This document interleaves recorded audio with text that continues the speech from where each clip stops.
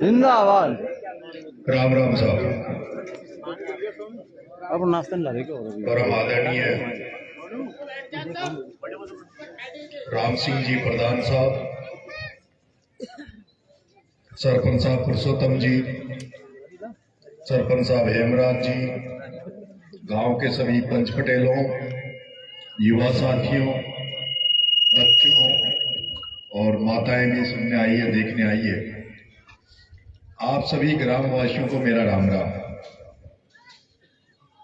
मुझे आना तो डाबरा में था, पर अभी चुनाव में आपके गांव के भाई साहब राजू जी जो कोटा रहते हैं, इन्होंने मेरा चुनाव में बहुत बड़ा सहयोग किया और जो भी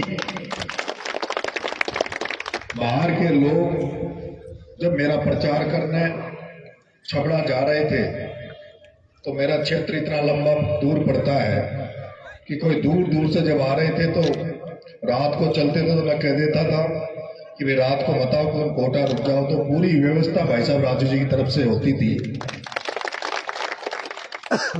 मैं धन्यवाद देना चाहता हूं आपके गांव को कि आपके ये संस्कार होते हैं, ये गांव का एक अपनापन रहता है, जिससे कि इन्होंने वहां कोटा जाके भी मेरे चुनाव में हर तरह की मदद करी। और जब इन्होंने कहा कि साहब हम भी आपको बुलाना चाहते हैं, तो मैंने कहा मैं 28 तारीख को डाबरा आऊंगा। तो इन्होंने कहा हम 28 को कार्यक्रम रख देंगे, लेकिन आप हमारे गांव में पधारो।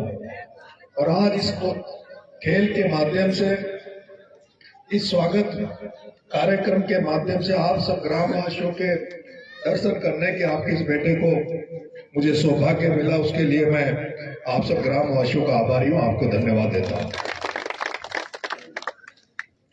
हर जगह आज कंपटीशन होता है, और जहां भी कंपटीशन है, जहां भी खेल हो या राजनीति हो या कोई और क्षेत्र हो, हर जगह जब कोई आदमी कोई तैयारी करता, कहीं संघर्ष होता है, तो वहां हार जीत भी होती है। जिस तरह से खेल में हार जीत होती है, उसी तरह से राजनीति में भी हार जीत होती है। और उसी तरह से जब कोई बच्चा नौकरी की तैयारी करते हैं, नौकरी में जाते हैं, और जब वो पढ़ाई करते हैं, जब वो एग्जाम में बैठते हैं, तो कुछ को सफलता मिलती है, कुछ को निराशा मिलती है, कुछ असफल हो जाते हैं। तो हर जगह हर व्यक्ति को सफलता नहीं मिलती। जहां एक को सफलता मिलती तो दूसरे को असफलता मिलती, निराशा मिलती है।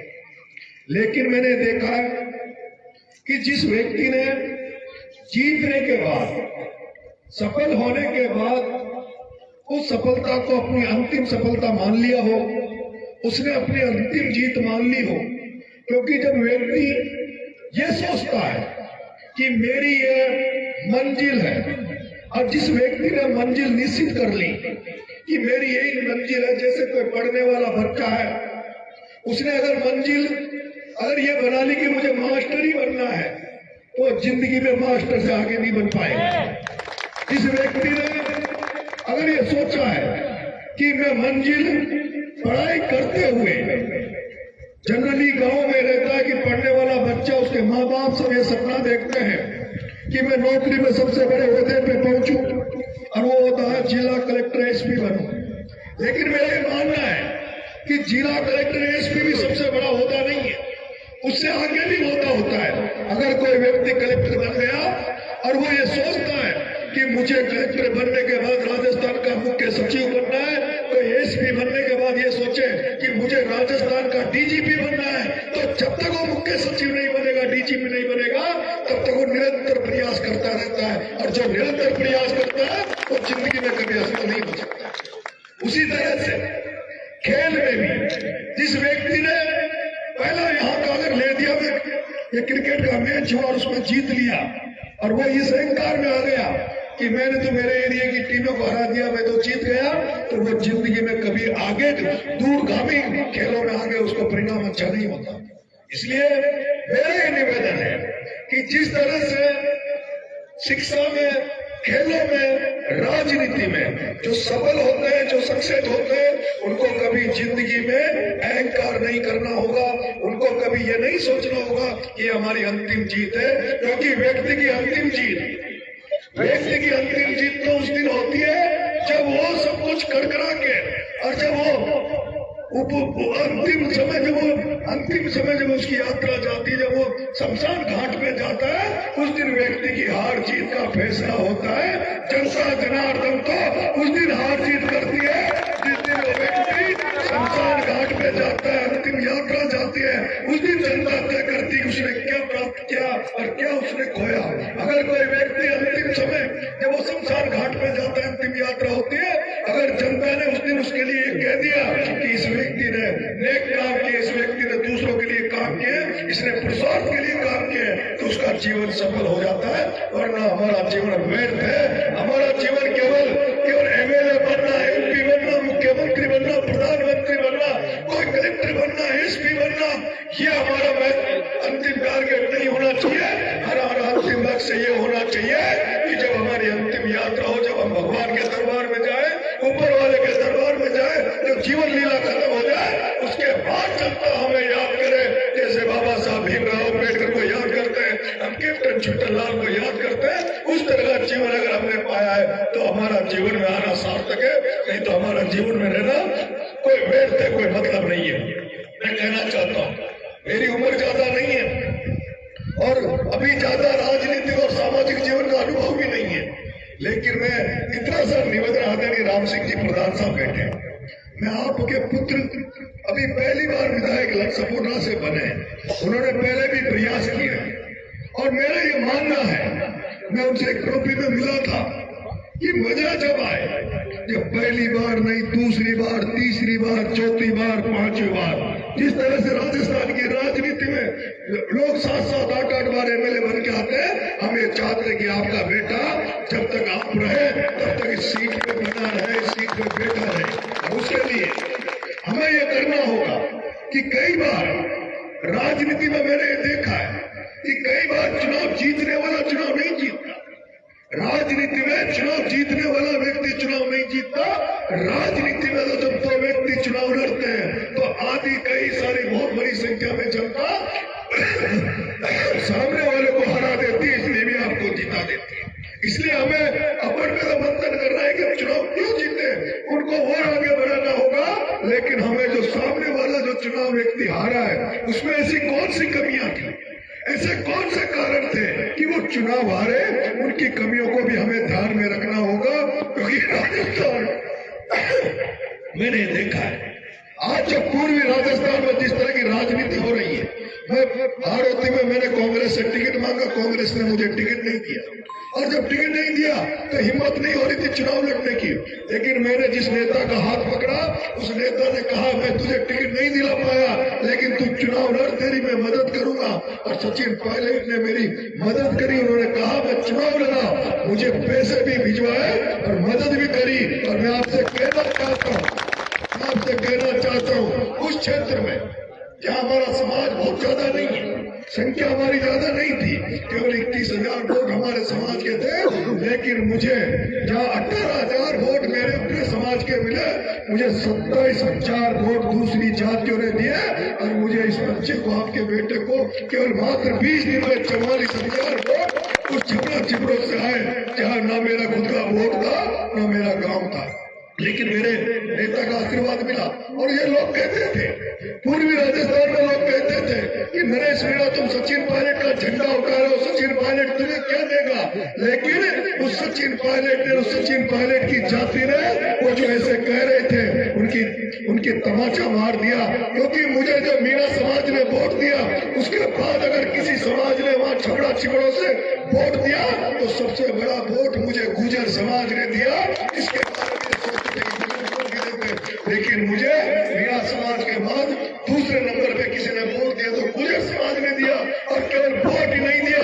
मैं आपसे कहना चाहता हूँ, मैं जिस दिन खड़ा हो रहा था उस दिन मेरी जेब में 5 रुपए नहीं थे। सोच रहा था खड़ा होगा, नीतिले लड़ूंगा, पैसे की जरूरत पड़ेगी तो कहाँ से आएंगे। तो मेरे लोगों ने, अपने लोगों ने तो मेरी मदद ही करी, लेकिन 10 लाख रुपए मुझे गुर्जर समाज ने चंदा दिया। 10 लाख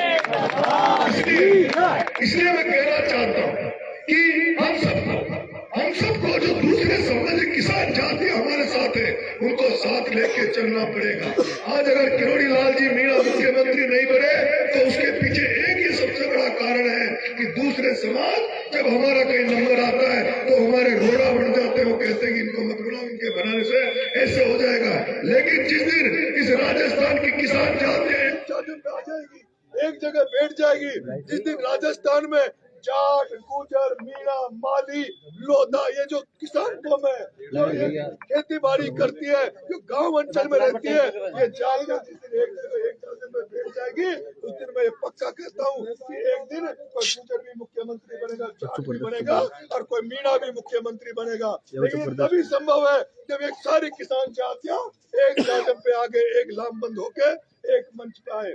मेरे को आपने बुलाया, मेरा स्वागत किया, सत्कार किया, उसके लिए मैं आपको बहुत बहुत धन्यवाद देना चाहता हूँ। आपसे कहना चाहता हूँ कि जिस तरह से मैं छपरा से यहाँ से 600 किलोमीटर चुनाव लड़ा और जिस तरह से पूर्वी राजस्थान के युवा साथियों ने मेरा साथ दिया, मेरे पास 1 रुपया नहीं था, आपने मेरा पूरे चुनाव को यहाँ के लोगों ने मेरी मदद करी, 1 रुपया मेरी जेब का नहीं लगा। ये सारे मेरे होगा चुनाव लड़ा होगा जिसकी जेब से मेरी फूटी टोटी मेरी जेब से नहीं लगी, लोगों ने मेरी मदद करी। और जिस तरह से यहाँ के लोगों ने जा के मेरा प्रचार किया, उसके लिए मैं पूर्वी राजस्थान से जिन लोगों ने मेरी मदद की, जो मेरे प्रचार करने गए, उनका भी मैं धन्यवाद देना चाहता हूँ, धन्यवाद ज्ञापित करना चाहता हूँ। मैं जब भी पूर्वी राजस्थान में आता हूँ, जैसे मैं इस एरिया में आता हूँ, मेरे को यहाँ के लोग आशीर्वाद देते हैं, प्यार देते हैं, और जब जब वो बुलाते हैं तो मैं यहाँ आता हूँ। मैं जिंदगी में कभी मेरी जिंदगी में सपोर्टर से चुनाव नहीं लड़ूंगा, ना मैं गंगापुर से लड़ूंगा, ना छोटा भीम से लड़ूंगा। लेकिन जैसे मैं इधर आने लग जाता हूँ, आता हूँ, यहाँ के नेताओं को टेंशन होने लग जाती है, चिंता होने लग जाती है कि ये यहाँ क्यों चक्कर काटता है, ये यहाँ क्यों आता है, जब इसको 12 का रहने वाला है तो ये वो 12 में क्यों कार्यक्रम करता है। मैं आपसे कहना चाहता हूँ, मुझे 12 की जनता ने, हाड़ौती की जनता ने और मैंने जो जगह है उनका आशीर्वाद मिला हुआ है, 43,000 वोट दिए हैं। मैं अगली बार वही अगले 5 साल उन्हीं की सेवा करूंगा। लेकिन जब कभी भी इधर वाले अगर मुझे कोई कार्यक्रम में बुलाते हैं तो मैं रोक नहीं पाता, इसलिए मैं चला आता हूँ। अब आजकल मेरे को लेके और तो लोकसभा की बातें चल रही है, आज मेरे को लेके लोकसभा की बातें चल रही है। कोई कह रहा है इसको यहाँ से चुनाव लड़ना चाहिए, वहाँ से लड़ना चाहिए, और कई लोग कह रहे हैं कि तुम यहाँ से चुनाव मत लड़ो, यहाँ से लड़ोगे तो ये हो जाएगा, वो हो जाएगा। मैं आपसे कहना चाहता हूँ, मेरे से जो उम्र में कम थे, जिन्होंने कहीं संघर्ष नहीं किया, केवल जिन्होंने नेताओं के झंडे उठाए, नेताओं की चमचागिरी करी, आज वो 2 बार एमएलए बन गए, 3 बार एमएलए बन गए।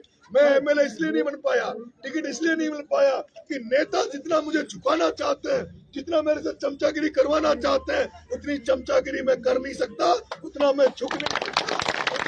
कौम में पैदा हुआ हूँ, वो मार्शल कौम है, और वो मार्शल कौम ये चाहती है कि वो उसी को लीडर मानना चाहती है जिनका नेता किसी के आगे नतमस्तक नहीं हो, जिनका नेता स्वाभिमानी हो, सम्मान से समझौता नहीं करे। और सम्मान और स्वाभिमान से समझौता करना मैंने सीखा नहीं, और यही कमी है मेरे में कि मुझे पार्टी लास्ट तक मैंने इतना संघर्ष करने के बाद भी टिकट नहीं मिला, क्योंकि सारे बड़े नेताओं को लगने लग गया कि इसको टिकट मिल जाएगा तो हमारी दुकानें बंद हो जाएगी, और मेरा टिकट कटवाने में उस प्रमोद जैन भाया का हाथ नहीं था। जब मुझे पता लगा कि जिनको मैंने समाज के नेताओं को, जिनका मैंने झंडा उठाया, जिनके मैंने नारे लगाए, उन्होंने भी ये प्रयास किया कि नरेश मीणा को टिकट नहीं मिलना चाहिए, और वो टिकट कटा, तब मुझे दुख होता है। इसलिए मुझे लगता है कि जिंदगी में शायद मुझे टिकट आगे मिले कि ना मिले, मुझे तो कभी बनने का मौका आएगा तो निर्दलीय बनने का मौका आएगा। और मैं आपसे वादा करके जा रहा हूँ कि अगली 5 साल उस छबड़ा छिबड़ौद की जनता की ऐसी सेवा करूंगा कि इस बार 45,000 वोट आए, अगली बार आपका बेटा 1 लाख वोट निर्दलीय लेकर वहां से आएगा। और दूसरा, जो लोकसभा की जो बातें चल रही है, उसमें मैं इतना सा कहना चाहता हूँ कि मैं मेरी जिंदगी में अगर मैं कहीं जाऊंगा तो कांग्रेस पार्टी में जाऊंगा। मैं मेरी जिंदगी में रहते हुए मैं जिंदा हूँ, बीजेपी में कभी ज्वाइन नहीं करूंगा, क्योंकि मेरी विचारधारा बीजेपी से मिलती नहीं है, मेरी विचारधारा कांग्रेस से मिलती है। मैं कांग्रेस ज्वाइन करूंगा, लेकिन कांग्रेस भी अगर मुझे अभी बुलाती है, कांग्रेस कहती है कि लोकसभा के पहले ज्वाइन करो, तो मेरी एक ही शर्त है कि मुझे लोकसभा का टिकट दोगे तो मैं कांग्रेस ज्वाइन करूंगा। लेकिन नरेश मीणा